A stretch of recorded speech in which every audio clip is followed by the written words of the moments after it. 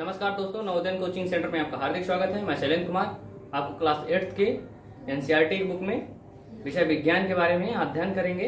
दूसरा चैप्टर है जो कि सूक्ष्म जीव मित्र एवं शत्रु। इस चैप्टर में हम आते हैं कि सूक्ष्म जीव मित्र होते हैं हमारे कि शत्रु होते हैं, इस बारे में हम विस्तार से अध्ययन करेंगे।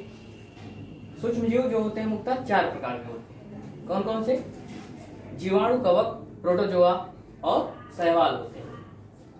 और बात करेंगे तो विषाणु और वायरस की, ये भी सूक्ष्म होते हैं परंतु अन्य सूक्ष्म जीव से भिन्न होते हैं। इसके बाद बात करते हैं हम सूक्ष्म जीव कहाँ रहते हैं। सूक्ष्म जीव की बात करेंगे तो ये ऐसे सूक्ष्म जीव जो है हर परिवेश में अपने आप को ढाल लेते हैं, चाहे वो रेगिस्तान हो, चाहे बर्फीली इलाका हो, चाहे जो है बहुत गर्मी के एरिया हो, कहीं भी मैदान हो, पानी हो, हर जगह ये अपने आप को ढाल लेते हैं। मतलब कहने का मतलब हर जगह पाए जाते हैं, चाहे भोजन हो, चाहे पानी हो, चाहे पहाड़ हो, चाहे पर्वत हो, चाहे रेगिस्तान हो, बर्फीला इलाका हो, पहाड़ हो, वहाँ हर जगह यानी पाए जाते हैं। इन लोगों का कोई फिक्स स्थान नहीं कि यही पाए जाते हैं। इसके बाद आते हैं हम सूक्ष्म जीव और हम। सूक्ष्म जीव की बात करें, सूक्ष्म जीव हमारे लिए क्या होते हैं?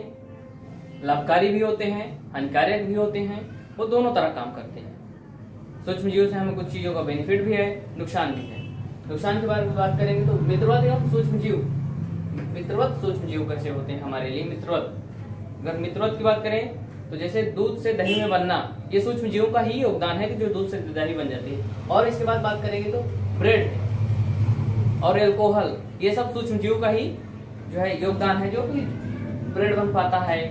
और इसके बाद जो है एल्कोहल को ये जो है बदल देते हैं, शर्करा वगैरह को, चीनी को जो है एल्कोहल में परिवर्तित कर देते हैं। ये सब इन्हीं का सूक्ष्म जीव का ही योगदान है। सूक्ष्म जीव का वाणिज्यिक उपयोग, इसमें एक चीज और है, जैसे ये इसको कैसे बनाते हैं, अगर इसको हम देखेंगे तो इसमें क्या होता है कि ये जैसे एल्कोहल है, प्राचीन समय से ही एल्कोहल जो है बनाई जा रही है।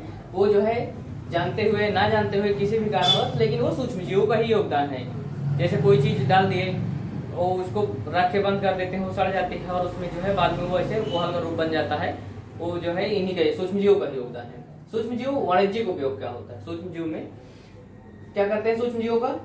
एल्कोहल बनाते हैं, शराब बनाते हैं, एसिटिक एसिड बनाते हैं। और इसी को 1857 में लुईस पास्चर ने किण्वन की खोज की।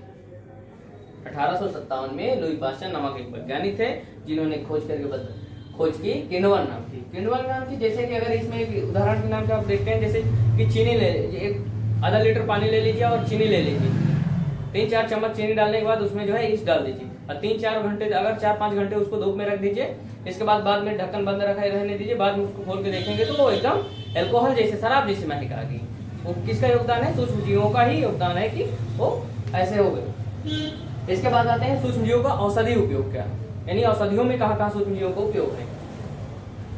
जैसे सूक्ष्म जीवों की बात करें, कोई बीमार होता है, इसके बाद बीमार होता है, स्वाभाविक सी बात है, अगर उसको क्या है दवा चाहिए, एंटीबायोटिक, बहुत से दवा लोग खाते होंगे, कैप्सूल खाते हैं, गोली खाते हैं। अगर बीमार हुए तो इंजेक्शन लगता है। तो ये सब क्यों लगाए जाते हैं? ये प्रतिजैविक सूक्ष्म जीवों का ही जो है योगदान है। उनको जो है क्या करते हैं, वो हमारे जो है इनको लेने से क्या होता है, रोग प्रतिरोधक क्षमता बढ़ती है। उसके अपोजिट जो हानिकारक जीवाणु होते हैं उनको मारते हैं।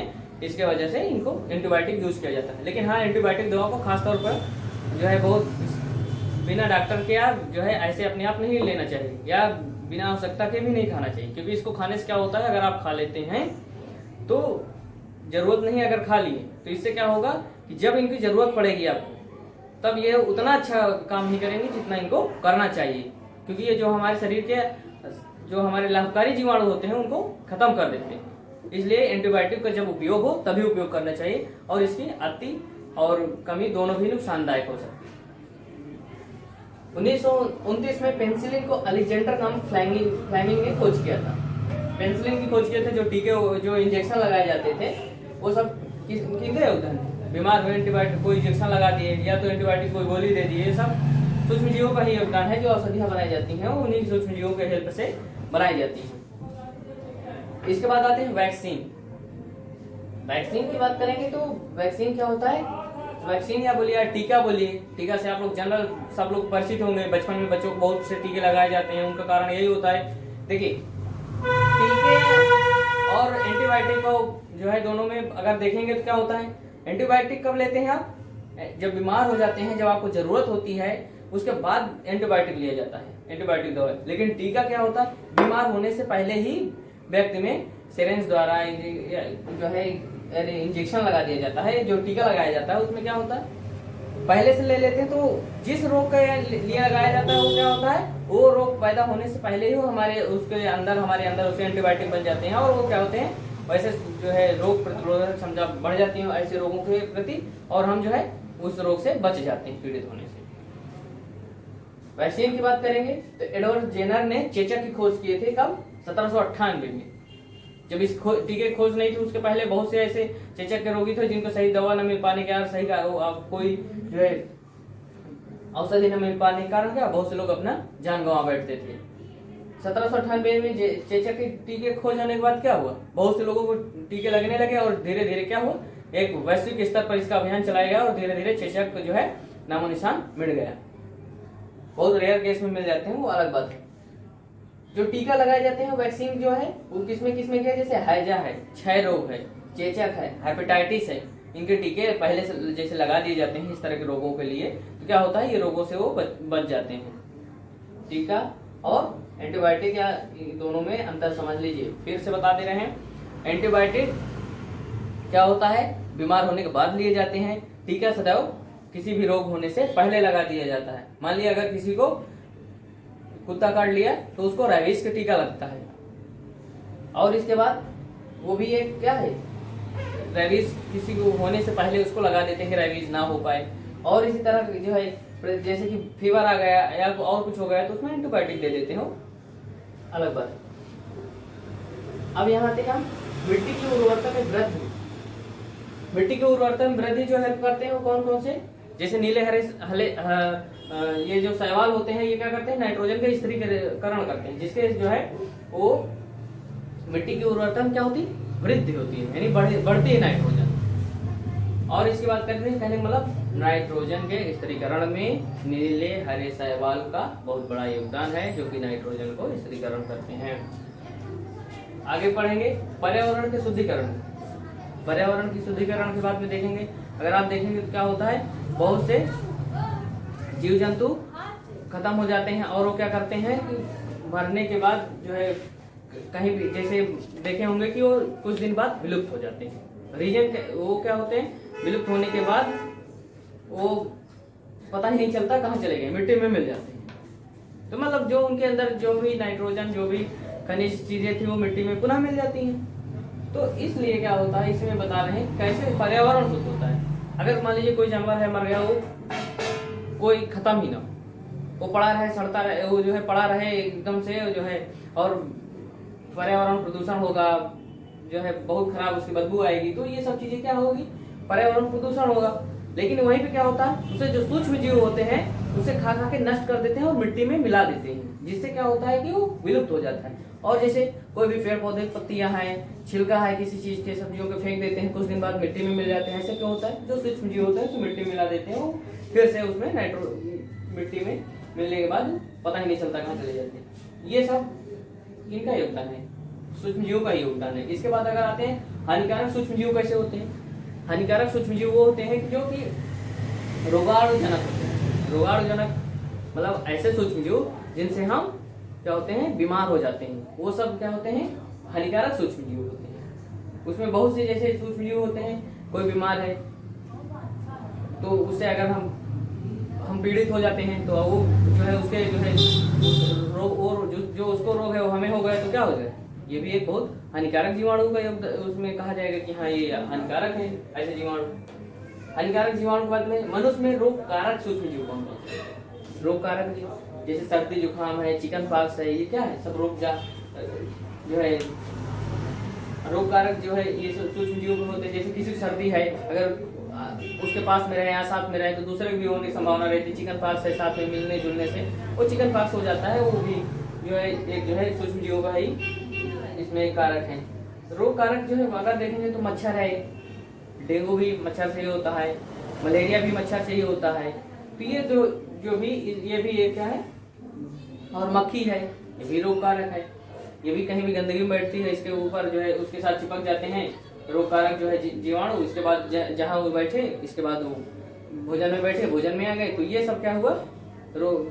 फिर बाद में भोजन अगर शरीर में गया तो जो है बीमार कर देते हैं। ऐसे जीवाणु जो हानिकारक होते हैं। जंतुओं में रोग कारक जीवाणु की बात करेंगे, जंतुओं भी जानते होंगे, बहुत से लोग, बहुत से जानवर से क्या होते हैं, देखे भी होंगे कि बहुत से जानवर बीमार हो जाते हैं। इंसानों को तो सही दवा मिल जाती है, जानवरों को अगर जो है सही दवा पे अगर नहीं मिल पाई तो जंतु भी क्या होते हैं, खत्म हो जाते हैं। उनमें भी अगर रोग कारक जीवाणु है तो उनको भी दवा खाई ही जाती है। अगर ऐसे देख लेंगे तो एंथ्रेक्स नाम की एक बीमारी होती है जो कि मुंह और खुर में हो जाती है। खुर पक जाते हैं, चल नहीं पाते, गाय वगैरह में काफी देखने को मिल जाती है।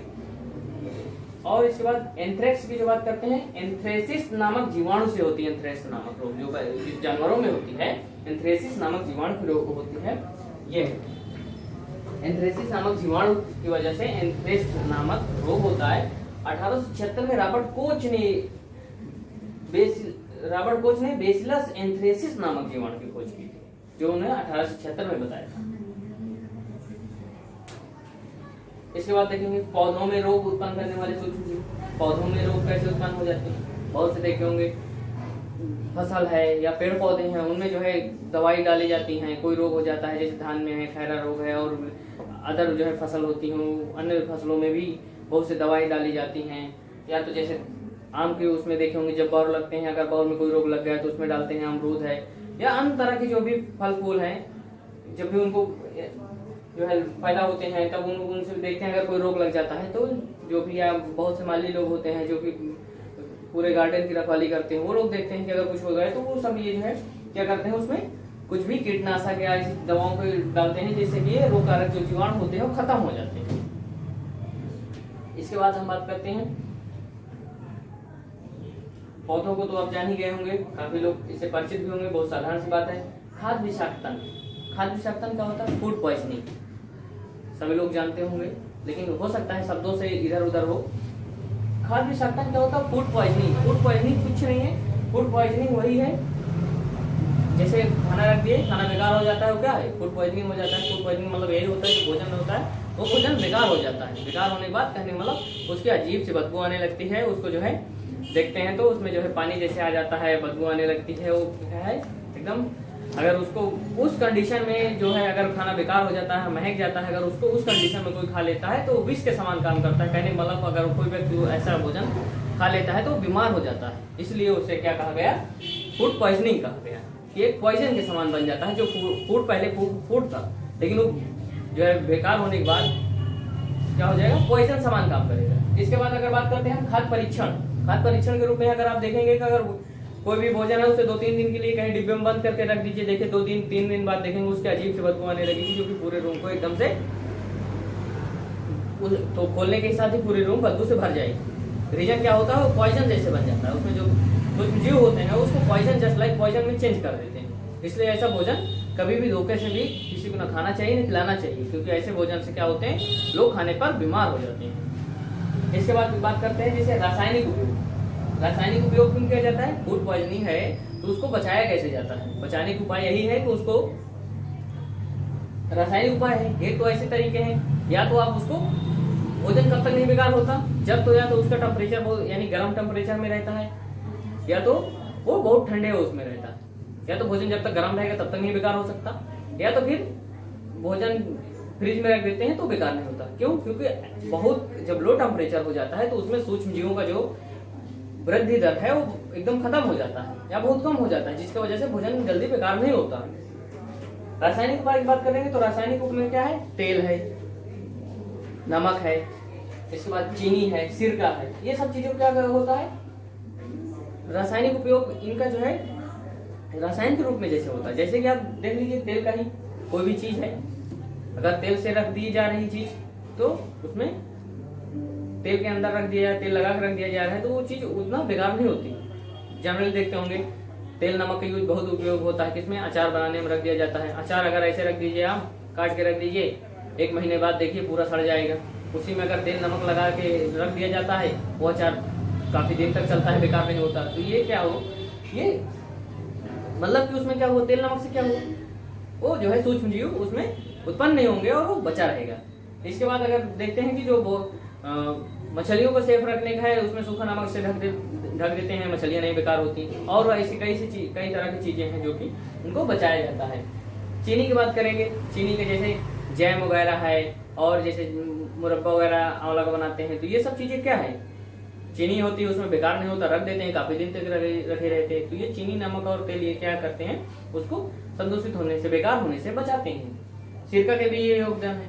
सिरका भी जैसे कोई सिरका में ही कुछ चीज है, अचार किस चीज का बना रहे हैं, सिरका डाल दिए, सिरका से भी कोई चीज बेकार नहीं होता, उसमें भी सूक्ष्म जीव ऐसे जो है बेकार होने से बचाते हैं सूक्ष्म जीवों से। और इसी तरह देखेंगे ठंडा एवं गर्म करना, दूध है जैसे सूक्ष्म जीव उसमें जो है खत्म करने हैं, तो उसको जो है क्या किया जाता है, वाष्पीकरण किया जाता है।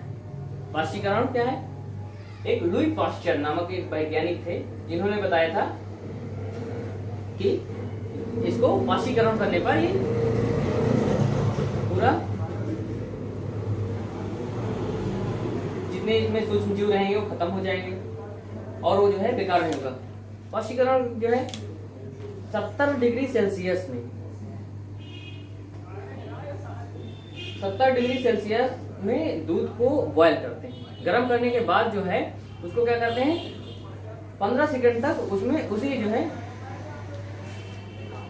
टेम्परेचर जब पूरा जो है 15 सेकंड तक अगर वो रुका रहता है, उसमें दूध रखा रहता है इतने टेम्परेचर में 70 डिग्री सेल्सियस में, तो उसके जितने सूक्ष्म जीव होते हैं खत्म हो जाते हैं और फिर दूध ठंडा होने के उसको तुरंत ठंडा कर लेते हैं। इसके बाद उसको उपयोग किया जा सकता है अच्छे से और ठंडा होने के बाद कभी भी उसको खाया पिया जा सकता है, कोई नुकसान भी नहीं है।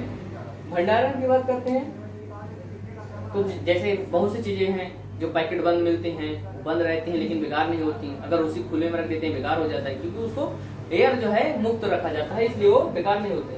अगर उसमें देखेंगे बहुत से मेवे सब्जियां जो है हवा मुक्त रहती हैं, खुले में रखेंगे तो बेकार हो जाएगी, लेकिन पैकेट बंद कर देते हैं। जो हवा का आवागमन रहता है, बाहर के टेम्परेचर जो रहता है, वो सारी चीजें जो है उसमें क्या होता है कि वो बेकार नहीं होती। और इसकी बात करेंगे नाइट्रोजन के स्तरीकरण की, नाइट्रोजन स्तरीकरण की बात करेंगे तो राइजोबियम, आप पहले भी 6 में भी पढ़े होंगे कि राइजोबियम क्या होता है।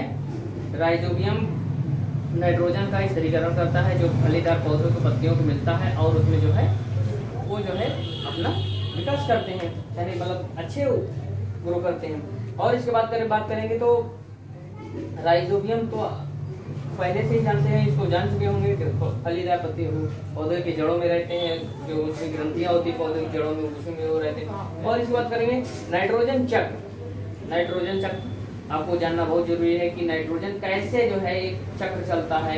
पहले जान लीजिए जीवाणु द्वारा नाइट्रोजन के यौगिक जो होते हैं उसको जो है सरल उसमें बदल देते हैं और इसके बाद जो है नीले हरे जो शैवाल होते हैं वो भी स्तरीकरण करते हैं नाइट्रोजन और उसे पुनः मिट्टी मिला देते हैं। तो इसमें जो ये नाइट्रोजन का है, जैसे अगर बात करते हैं नाइट्रोजन जो है जो सॉइल में है,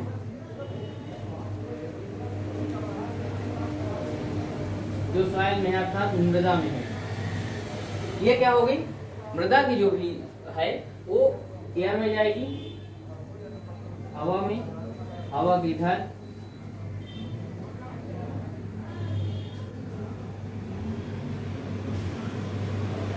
कहने मतलब अगर नाइट्रोजन जो है जो भी जमीन में नाइट्रोजन है वो क्या होगी, पौधों द्वारा जो है अवशोषित कर ली जाएगी। इसके बाद वो पौधे में आएगी, पौधों को जानवर खाएंगे, वो या पौधा जो है खत्म हो जाएगा, उसकी पत्तियां गिरेंगी या जानवर पौधे खाएंगे, फिर जानवर मर जाएंगे या पौधे डेड हो जाएंगे। तो उसके बाद वो फिर से मिट्टी में आ जाएंगे, मिट्टी के आने के बाद फिर भी उसको जीवाणु उसको सरल रूप में बदल के फिर से मिट्टी में लाती है, यानी मिट्टी से पौधे में गए, पौधे से जानवर खाए, जानवरों के मरने के बाद फिर मिट्टी में आ गए। और एक क्या होता है, जो नाइट्रोजन के यौगिक रहते हैं उनको सरल में बदल के एयर में पहुंच जाती है। एयर में पहुंचने के बाद बहुत से ऐसे जो है जीवाणु पाए जाते हैं, वो क्या करते हैं, हवा के जैसे नीले बताया गया है कि जो नीले हरे शैवाल हो गए नाइट्रोजन स्तरीकरण करते हैं, वो क्या है नाइट्रोजन को अवशोषित करके उनको फिर से पुनः मिट्टी मिला देते हैं। और मिट्टी में आने के बाद फिर वही चक्र पूरा चलता रहा। क्या होता है, एयर से आई मिट्टी में, मिट्टी से गया पेड़ों में, पौधों से फिर आया मिट्टी में, मिट्टी से फिर उधर जो है एयर में गया। तो ये चक्र चलता रहता है। एयर में 78% नाइट्रोजन है, कहने का मतलब पूरा नाइट्रोजन चक्र चलता रहता है, मेंटेन होता रहता है। ये रहा पूरा चैप्टर। उम्मीद करते हैं आपको ये जीवाणु और कैसे हम सूक्ष्म जीव, कैसे हम मित्र हैं, कैसे शत्रु हैं, ये पूरा जो है चैप्टर अच्छे से समझ गए होंगे। इसमें जो है ये जो साइंटिस्ट के नेम है ये इंपॉर्टेंट है, इनको याद कर लीजिए। लुईस पास्चर ने किण्वन की खोज की थी। और इसके बाद जो है 1798 में, एक बार फिर से दोहरा देते हैं, 1857 में लुईस पास्चर ने किण्वन की खोज की। 1829 में पेनिसिलिन की अलेक्जेंडर ने खोज किया। और इसके बाद 1798 में एडवर्ड जेनर ने चेचक की खोज की। 1876 में रॉबर्ट कोच ने बेसिलस एंथ्रेसिस नामक जीवाणु की खोज की। ये सारे, और ये ठंडा गर्म करने के लिए लुईस पास्चर ने बताया था। ये सारा इस चैप्टर को रहा। उम्मीद करते हैं आपको चैप्टर अच्छे से समझ में आ गया होगा। इसमें कोई जो है बहुत टफ नहीं है, सारी चीजें एकदम क्लियर हो गई हैं। और उम्मीद करते हैं चैप्टर आपको बढ़िया से समझ में आ गया होगा। आशा करते हैं हमारी वीडियो अच्छी लगी होगी। प्लीज़ अगर हमारी वीडियो अच्छी लगी हो तो इसे लाइक करिए, हमारे चैनल को लाइक करिए, सब्सक्राइब करिए एंड शेयर करिए, और सभी बच्चों तक शेयर कर दीजिए जिनको इसकी ज़रूरत है। Thank you.